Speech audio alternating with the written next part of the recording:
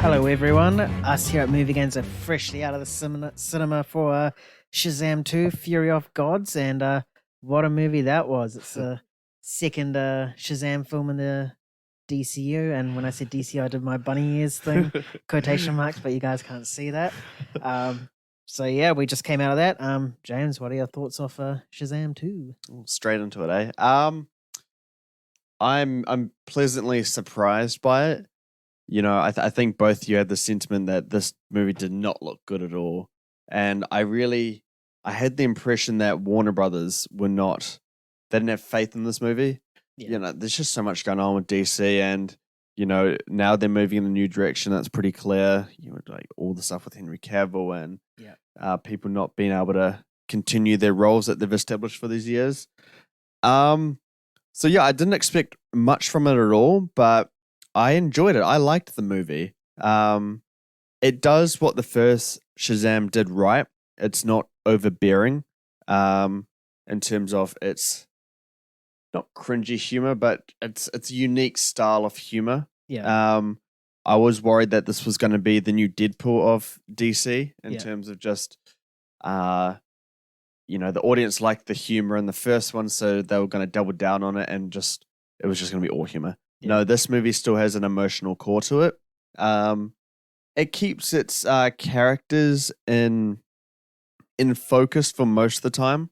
It does get a little bit too silly at points, but I think by the second half of the film, it started to really pull on some of its like narrative pieces where, you know, the characters actually going through real things, and I guess with the stakes of the film, it's somewhat felt. I don't like that it's a whole we got to save the entire world thing. I'm so sick of those. I want it to be a little bit more personal to that. Speaking of, I didn't like the villain at all. I thought her or they were bland. Like three of them. It's a complicated thing. But yeah, just boring, bland. I'm really only there for the characters. The humor was good. Visually, it's just this new, you know, 2020s kind of CGI that we're getting. It's not good. It really needs some improvement. It's not just that it's bad, it's that the lighting is bad in a lot of things. Yeah. Like there's just like moments where it's just all dark and I'm like, I don't even know what I'm looking at some points. There's a couple of nice shots in there, but yeah, overall, I think the best kind of visual moments of the film is when Rachel Zegler's character is kind of doing her thing. I thought those are the most interesting kind of shots. I was like, so like Doctor Strange-ish. Yeah, Sorta. yeah. But I thought they were a little bit more compelling on a CGI kind of side. When it comes to, you know, stuff like the score and the production design, it's a bit of nothing for me. I think the strength of this movie is in its writing. But like I'm saying good stuff about it, but do not go in expecting like an amazing movie. It's just a good fun time at the cinema, and that's it. That's how I'd define it. Yeah. What do you think? Yeah, I mean, before this film, because when we saw other films, lead up to this, they always show that Shazam trailer every time, and I went in, I was like, I don't need to see this movie because I've seen it all because they gave away so much, and that they pretty much did. Even in like little film clips they did in release, they pretty much like spoiled their big cameo. Yeah, TV spots and stuff like that. TV spots, like I was like, oh, weird.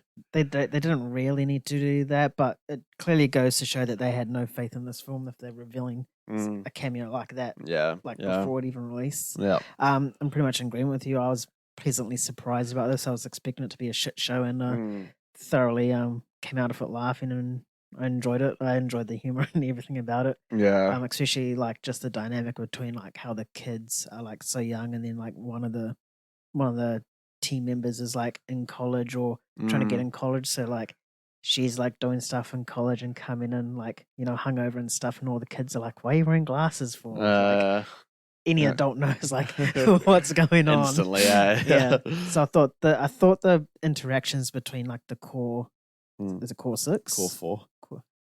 This isn't Scream. I think it's 5 or 6 of them. It's 6 of them. Yeah, 6 of them. I thought that was easily one of the best parts of the film.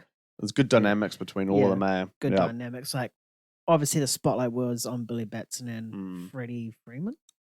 Freddie? Call him Freddie. Freddie, not Jeff. It's a joke when you go see the film. Yeah.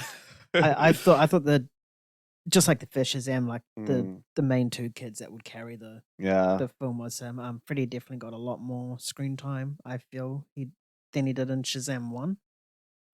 Or he got a lot more to do outside of Billy. Yeah. Which was cool. Yeah. He's cool gone on his own kind of arc. Yeah. I completely agree with you on the score. I don't even remember a single thing about it. Yeah. Except for the one point in it, which we both know, and we won't spoil here, when the music really came alive. Yeah, no, but I was thinking about it just as you're talking there. I would kind of wish we saw a little bit more of Billy. We got far more as him as Shazam in this. Yeah. I don't remember. There might be like 3-4 scenes where he's Billy. I'd say there'll be less than 5 minutes of him as Billy. If Yeah. I'm being honest. And it's very brief if it is. Yeah. Yeah. Yeah, that's an interesting dynamic or interesting choice how they decided to go with more of the adult Shazam than explore the conflict that Billy's going through. Because at the start, his foster mum, he doesn't even call him mum, he calls him by her first name. Yeah. And then at the end, he suddenly calls him mum, and it's just like you didn't really build up to that moment. Yeah, those kind of choices where I'm like, oh, okay, I guess he just came to that conclusion himself. That's a big thing. An argument can be made. Oh, he was still hanging around with her as an adult. It's like, it just doesn't mean the same because adult didn't say that to him. It was the kid version, and it's barely like, there's just not much interaction between the parents and the foster kids and stuff like that. Yeah.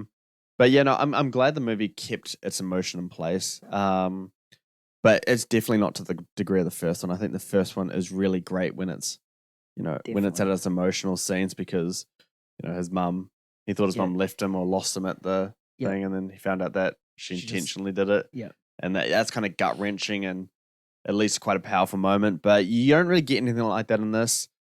This, to me, is how I would describe it. It's a best case scenario for a dying franchise. Exactly. Yeah. It will give them a little bit of juice in terms of box office. And then for that, you got 2 more left off this universe. You got Flash coming up next. Aquaman. Yep. Yeah. And then Aquaman at the end of the year as well. So, and then after that, we just get new projects, a whole new universe. Is it all new? Is there nothing else after that? Nah. No, you can make an argument for like, oh no, not even that. So I was gonna say, I was gonna say the Penguin. I was like, oh wait, no, that's part of the Matt Reeves. Yeah, universe. I was like, oh, that's separate. And I was like, oh, Peacemaker 2. And I was like, oh, that hasn't officially been announced yet. If they allowed Zachary Levi to continue as Shazam into the new universe, would you be right with that? Or do you even want Shazam in the new universe? Yes and no. I mean, yes, I do want Zachary Levi to be there because I think he portrays like that little adult kid. Yeah, he's pretty good at that. Shazam very well. I think he does that very great. Yeah. But Shazam's not really like a core member of the Justice League. It's something that we need to see the Justice League be made. Yeah. Similar to Phase 1 of MCU where they did the Avengers and then Ultron, they added in Falcon and whatnot. So maybe it will be like a Phase 2 sort of thing where they with the DCEU, like no one's a part of the Justice League. Yeah. Like you got 1 solo or 2 solo movies for that movie? 3, Aquaman, Wonder Woman, and Superman, Man of Steel. And then it was just Man of Steel, Batman vs Superman. It was Suicide Squad, and then Justice League. I think I'm after Wonder Woman. I think Wonder Woman came before. Oh yeah, it was one in terms of solo. Aquaman came after, eh? Yeah. So it was really the only 2 solos you got was Man of Steel and Wonder Woman. But and then what a way to do that. Yeah. Oh well, time will tell, and we'll see how Shazam integrates with this new version of DC. Yeah. Shazam 2 score out of 10. 2. Nah. Out of 10 for Shazam. I'd give it a 6.5. I think that's a respectable score from me. What about you? I was actually thinking exactly the same. Bro, we matched twice today. I know. Let's I was go. tossing up between 6 and 6.5, but then I was Yeah. like, oh no, I actually really enjoy the humor. I was like, I'll give that Yeah. extra 0.5 as soon as he said 0.5 because he stopped at 6 and then he said 0.5. I was like, oh my god, we're gonna have the same score again. Yeah, no, that's mean. I Yeah. think it's not a movie I'm dying to go see again though. Yeah. Yeah. It'll be something like later down in the future if you ever want to rewatch the DCU again for No, nostalgia. thank you. Yep. But anyway, that's our review on Shazam 2, Fury of Gods. If you enjoyed that, or if you guys eventually see the film, head over to our socials and flick us a DM and tell us your thoughts. Otherwise, if you want to listen to any other reviews, you can just head over to Spotify or wherever you get your podcasts from to listen to more. And our Let's Be Real podcast is on there as well. If you want more content, you can head over to moviegains.com and you can sign up to our newsletter where you get all the latest content from us. And we have all the latest from box office stats, Oscar predictions, film and 4K reviews, and a whole bunch more. Thanks everyone for listening to us for this review. We'll catch you next one. Peace. See you later.